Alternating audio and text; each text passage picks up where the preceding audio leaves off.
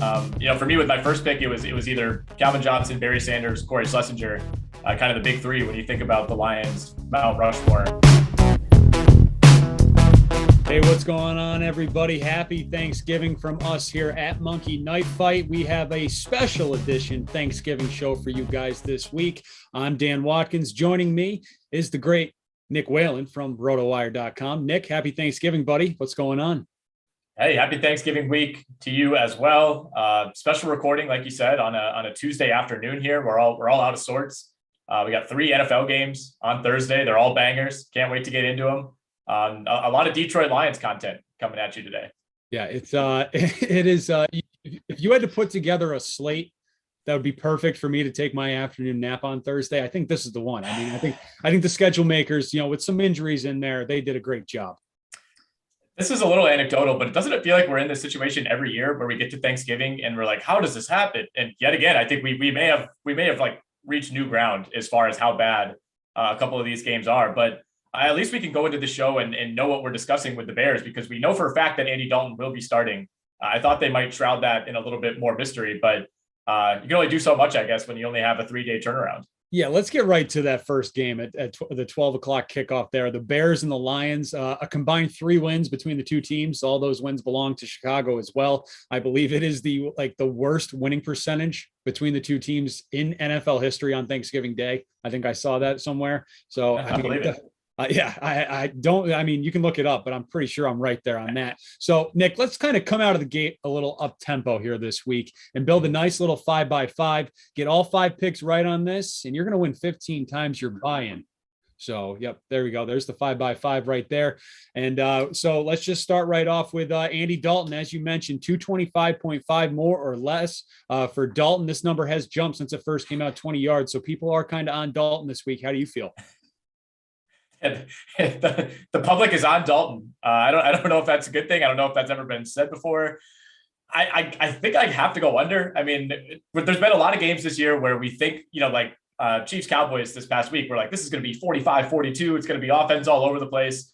And then, both teams just end up settling for a bunch of field goals. This game feels like it's going to be so ugly that I almost want to fade myself on this one and think that like maybe it's going to go the other way. And this will be like a 38-35 type of game. But I can't see that being the case. I think both of these teams are pretty interested in mucking things up. We saw that work to somewhat success, I guess, for the Bears last week, where, they got into a position where they probably should have won that game against Baltimore. And then you inexplicably give up like a 50-yard pass interference penalty. You completely lose a receiver like 2 plays later, and all of a sudden you're back to being the Bears. But, we've seen Dalton. He did get that start week 1 against the Rams, went for 206 on 27 completions. I can kind of see that being the case again, where he's got 25 plus completions, but they're going for like 4 yards apiece. I can't in good faith, especially when we're giving recommendations. I could not in good faith say that I would go over on Andy Dalton. Yep. So it looks like Jared Goff is going to play. I mean, signs are pointing towards it here 2 days out as we're recording this show. So for the sake of this 5x5, we have him in there at 210.5. The Bears rank 11th in the NFL in passing defense, giving up just 221 yards per game. But Goff did throw for 299 against them back in week 4 when they met up. So what do you expect out of Goff? Equal amounts of ugliness, I think. I'm going to go under on this as well. I pretty much for the exact points that I laid out with Dalton. Jared Goff at full strength, you have a lot of questions about. Jared Goff coming off of an injury, still probably, dealing with some after effects. He was limited at practice on Monday with that oblique. Obviously, you don't get the full week to prepare, to recover. I just think that, there's a chance he could get knocked out of this game too. I mean, that's something you have to factor in really with both of these quarterbacks. So I got to go less on Jared Goff. And one thing we didn't mention, with Dalton, and we'll probably get there when we talk about Montgomery and Mooney, we have no idea if Allen Robinson's going to play in this game. And as disappointing as he's been this year, that's still a very big deal. Yep. And let's get to Montgomery here. We have 68.5 for Montgomery. He's gotten to that nice total of 69 yards or more in 2 of 6 games this season, including week 4 against the Lions when he ran for 106. The Lions are giving up 140 yards per game. That's the second worst number in the NFL. Do you like Montgomery this week? I do. I think this is a pretty fair number, given the production, given the circumstance, given the numbers that you just laid out for that Detroit defense. So Yeah, I think this is a pretty good spot for Montgomery. I think we're going to see pretty conservative game plans, I would imagine, from both of these teams. And if they can get away with, running Montgomery 20, 25 times, I think he's going to have a really, really good chance to go well over that number.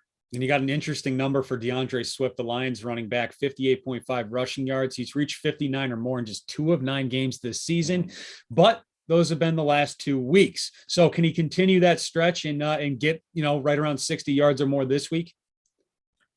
I think he can. I mean, we saw him really struggle, like you mentioned early on, and especially against the Bears, 8 carries for 16 yards in their week 4 matchup. But it feels like both these teams have kind of changed quite a bit since then. Detroit continues to have these heartbreaking losses, but Swift has looked really, really good these last couple of weeks. I mean, he's looked like a borderline, like top 5, top 7 running back in the NFL. And the Chicago defense continues to be banged up. Obviously, no Khalil Mack, that entire defensive line, the linebacking core has been banged up as well. So it's not quite as ferocious of a defense as it was early on. So I'm inclined to go over on both of these running back totals. And Swift, I think his prop just changed on us here. 4.5 receptions. Can you get that? I kind of like that. That's an interesting number there, but I think he can get to 5 with Goff coming in. Yeah, I think so. I mean, you got a check down maestro in Jared Goff coming in here. Ironically, Swift's rushing production has picked up as his passing production, receiving production, I should say, has gone down. He has 6 total catches in his last 2 games, but he was racking up, 4, 5, 6, 7, had a couple of 8 catch games even through the first half of the season. So yeah, I think there's a pretty good chance that comes back. And like you said, with a limited Jared Goff under center, probably not looking to take a ton of deep shots. And finally here with Allen Robinson, we're uncertain about whether he's going to play or not, but we have Darnell Mooney, who is expected to go 59.5 receiving yards. He's only reached 60 receiving yards in 4 of 10 games this season, but one of those was this past Sunday, 5 catches, 121 yards, and 1 touchdown. That number is actually up to 69.5. It jumped 10 yards on us here. But he had 16 targets last week, Nick, just 5 catches though. Can he get to 70 yards this week? That's a preposterous ratio of targets to receptions. But a lot of those targets came from Andy Dalton, right? I mean, he had that long touchdown like immediately after Dalton came into the game. Who knows if that carries over, but he was also targeted 7 times in week 1 when Dalton was the starter against the Rams. So I think especially if Allen Robinson is out of this game as he was last week, pretty good chance that Darnell Mooney accounts for the lion's share, no pun intended, I guess, for the yardage that Andy Dalton provides in this game. So this is the one day a year that all of America is forced to watch Detroit Lions football. Our wonderful production crew of Jay Rubin and Brian Butt came up with this fun little game we're going to play this week. And Nick, we're going to draft our all-time Lions Thanksgiving team. So look at this. We sure are. So we got $15 to spend here. You got from $5 down to $1. Some excellent names, by the way. I mean, obviously you all know the top guys: Matt Stafford, Barry Sanders, Herman Moore, Calvin Johnson. But we got some Roy Williams, the wide receiver, in there. We got a Corey Schleisinger, a John Kitna, Charlie Batch, Jock Bell. I mean, there are just some wonderful names here, Nick. So I'm going to kind of default to you here and give you the first pick of the draft. Okay, well, I appreciate that. It's got to be Calvin Johnson for me. I think I'm a little too young to fully appreciate like peak Barry Sanders. Obviously, we've seen the highlights, but we were kind of right in the thick of it for the entirety of Calvin Johnson's prime. And I've never seen a more physically impressive receiver, I should say. Combination of size, speed, jump ball ability, and who knows what he would have done, in a more competent situation, because he was essentially in like a bottom 5 organization for the entirety of his career. So I'll go Calvin Johnson for $5 over Barry Sanders with that first pick. Yeah, I love the $5 crew here, because 2 of these 4 guys are 2 of the best players to ever play football, and they literally quit in the middle of their primes because they were on the Lions, which is just truly remarkable. And since you took Calvin, you got Megatron. Give me Barry Sanders there at the $5. We're going to pound the rock against you guys. Okay. Moving on to the $4 bracket. I like Roy Williams, the wide receiver. I don't have. You Calvin. guys are free to spend $15 however the hell you damn well please. You don't have to do it by 5, 4, 3, 2, 1. You could. Yeah, you could take. I'm planning on going rogue here. So yeah, whatever you want. But I think it is Dan's pick here for going snake. Right. Yeah, it is. So I'm gonna go with Roy Williams out of the $4. Okay. So I've spent $9 there. I just got to come up with a quarterback here later on to get the ball to these guys. Man, I mean, I guess I got to go Herman Moore, who I kind of discovered in my research here. I've been preparing for this for a couple weeks. Herman Moore was 3-time first team All Pro 3 years in a row in the mid 90s, which obviously he was a guy that if you're playing Madden 99 as one does, he was always like a 92, 93 overall. I didn't realize he was a 3-time first team All Pro. Like there are first ballot Hall of Famers who don't make 3 straight All Pro teams in a row. So impressive run for Herman Moore. Very happy to pair him with Calvin Johnson, in a 2 receiver attack with the quarterback to be named later. That's a very nice little receiving tandem you got there. I'm glad you brought up Madden and Herman Moore, because the way I found out about Herman Moore a couple of years ago, I was playing Madden Ultimate Team, and it happened to be Thanksgiving week, and they do these like special little packs there when you're playing the Ultimate Team. And Herman Moore was my guy that I got. He was like a 98 overall with like a 98 speed rating, so he could just fly by people, and he was a lot of fun to play with on Madden. So I do like that Herman Moore pick. Who you got with your 3rd pick in the Lions draft? Man, I got to get some infrastructure. I need somebody who's going to hold things down in the locker room, who's going to clear some paths, for whoever I end up adding to my team as a running back. So I got to go Corey Schlesinger. I'm amazed that he's still on the board at this point. For me with my first pick, it was either Calvin Johnson, Barry Sanders, Corey Schlesinger, kind of the big 3 when you think about the Lions Mount Rushmore. So thrilled to get him, I guess, in what would be now the 3rd or 4th round.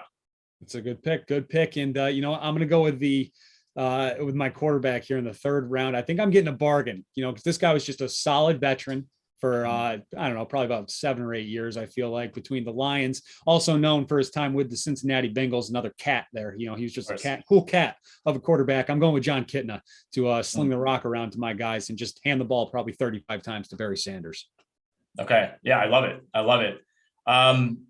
Again, another guy I'm surprised still on the board. I'm going to go Javid Best. And I realize that puts me at $15. I got a couple bargain bin free agents I'm going to probably sign off the street here.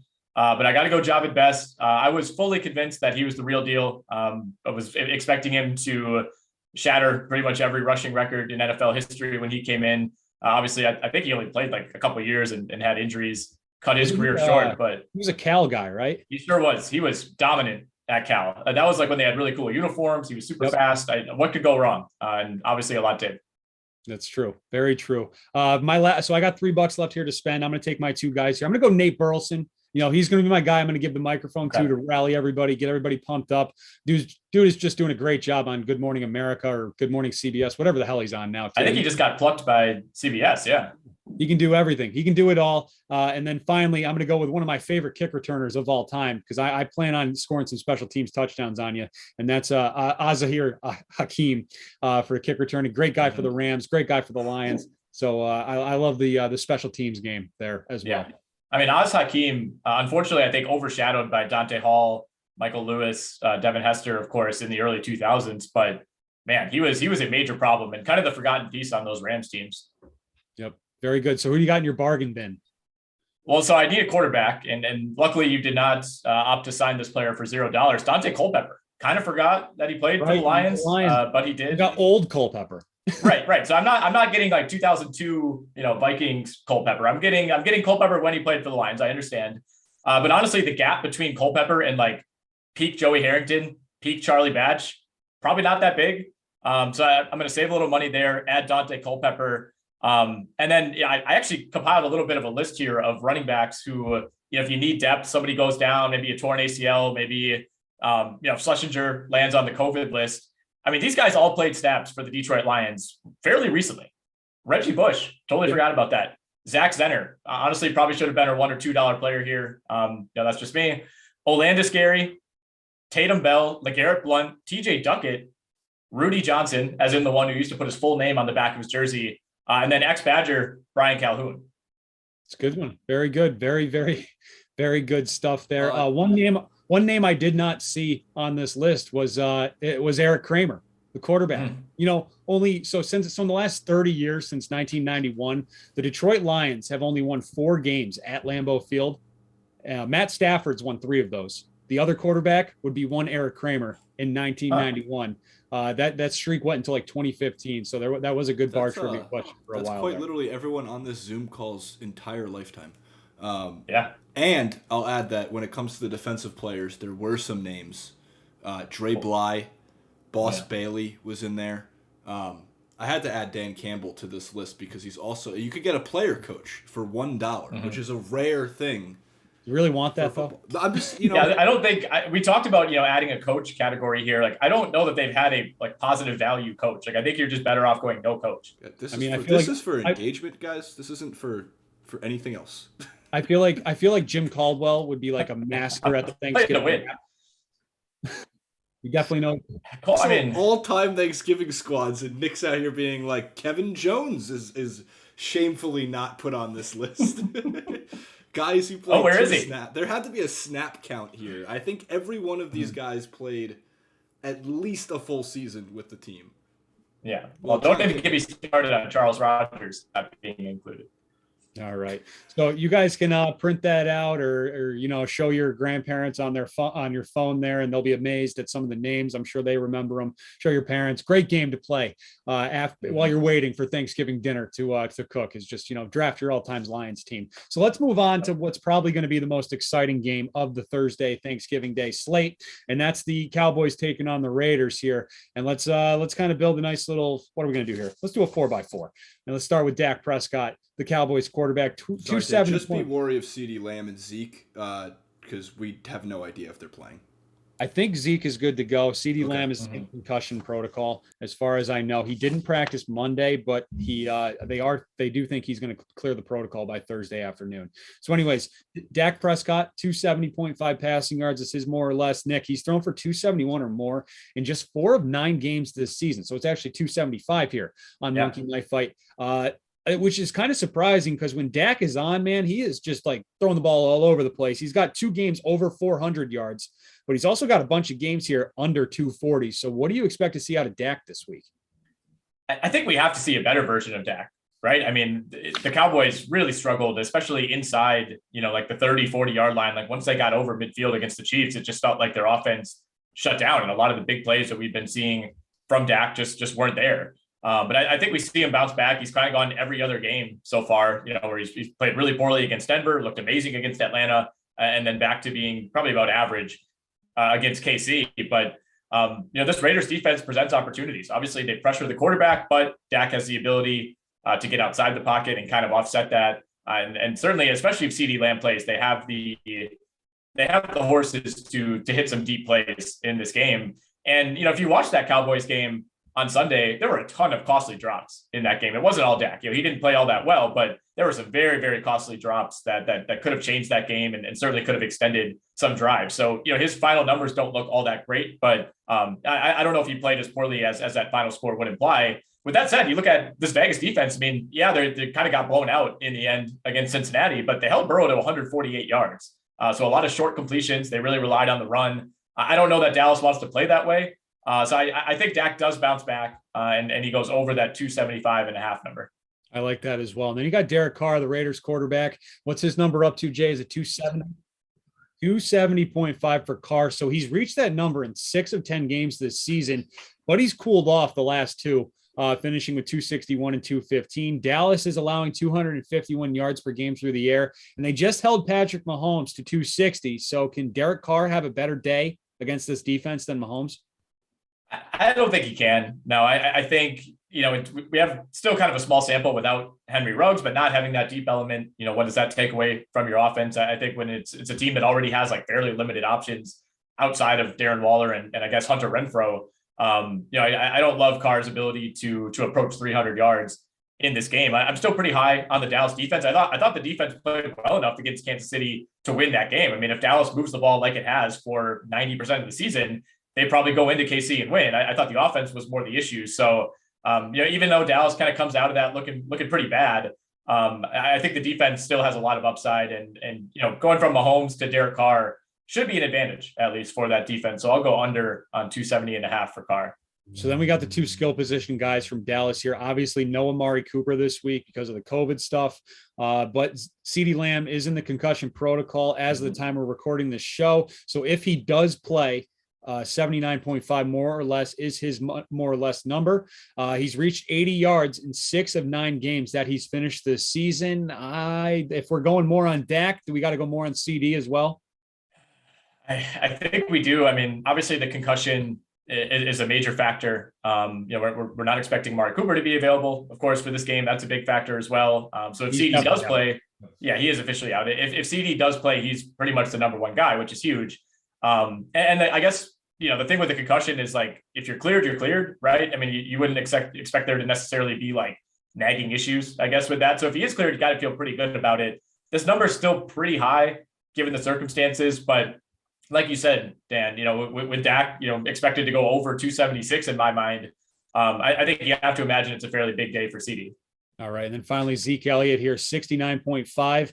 He hasn't reached 70 rushing yards in well over a month now since he ran for 110 against the Giants back in week 5. So that was 7 weeks ago, almost 2 months, basically, since he did that. But the Raiders are bottom 5 in the NFL against the run. They're allowing 132 rushing yards per game. So does Zeke eat on Thanksgiving?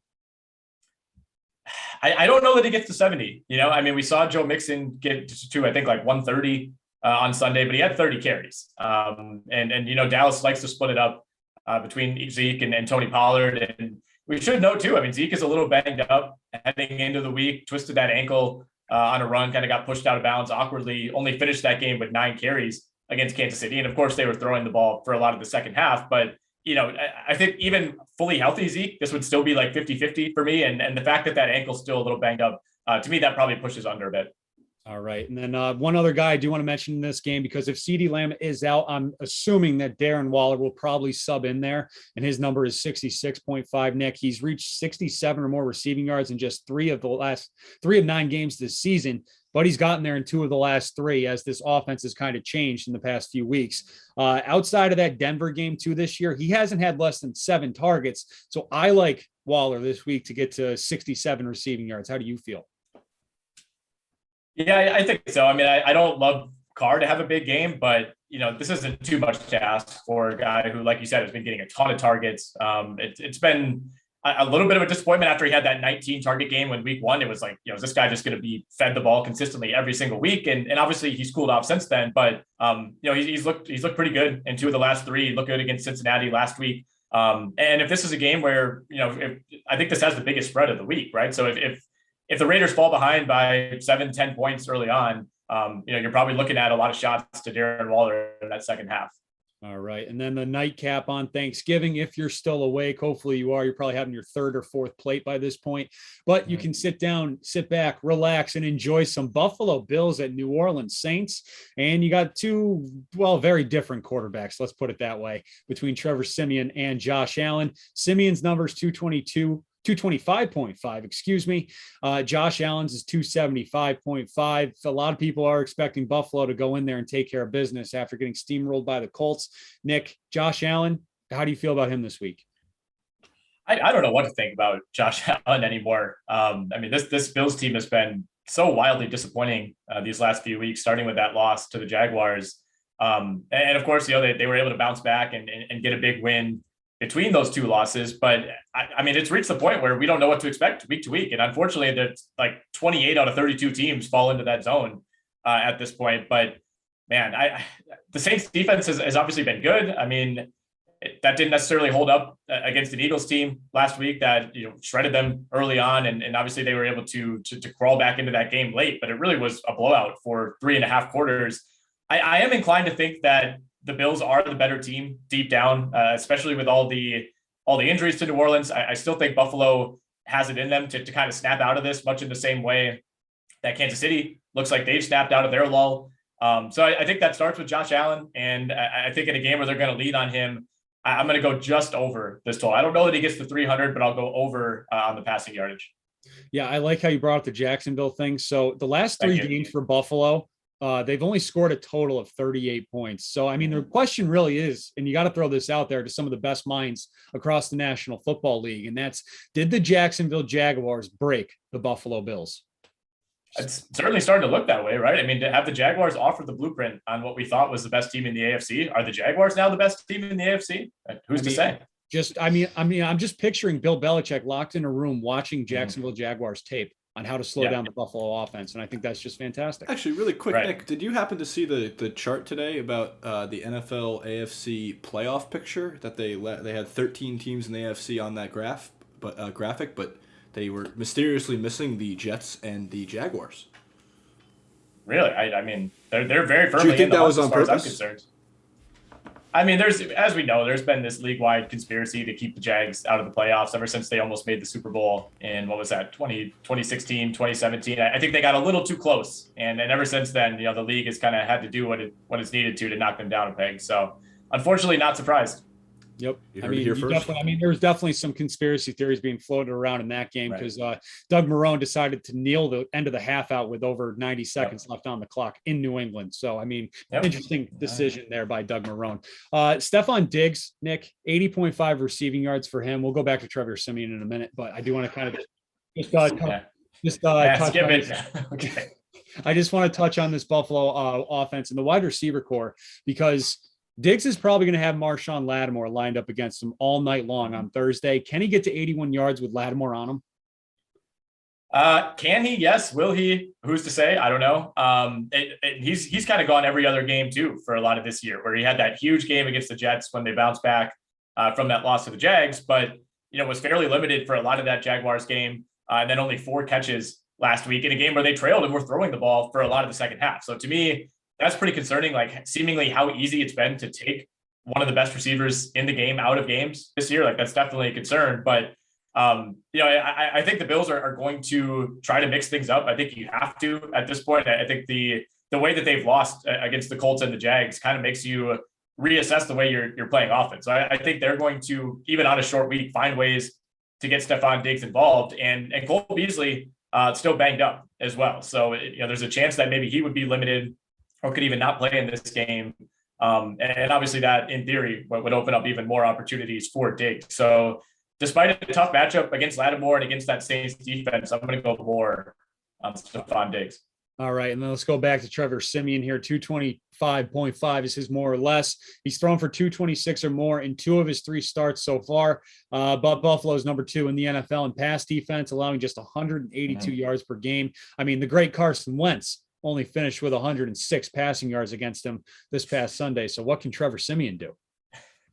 Yeah, I mean, if they were able to slow down Houdini Wentz, I don't know what that means for Trevor Siemian. On 2 healthy ankles, by the way. On 2 healthy ankles.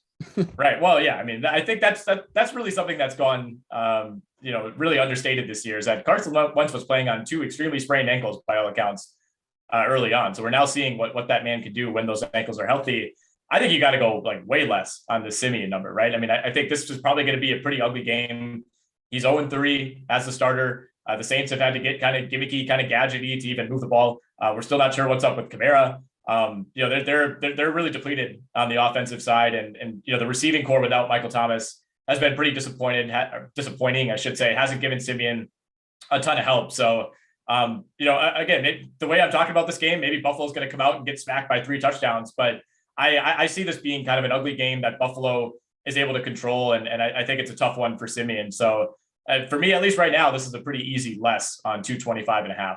All right, very good. Okay, I think that's going to do it for these this just wonderful feast of games. What was the more or less on Siemian and Beasley? Sorry, we went less on Siemian, and then what was it? 5.5 receptions for Beasley. Just off top of your head. I'm going less there. Thinking? Less there. I'm going less. Do your own research. All right. Very good.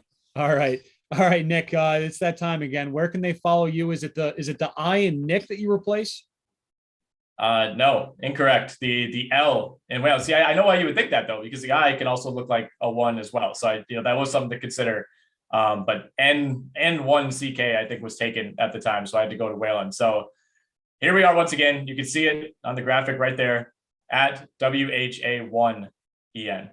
Love it. All right. Thanks, guys. You can follow me at Dan Watkins Radio. Thanks for watching. Happy Thanksgiving, and enjoy the NFL slate on Thursday.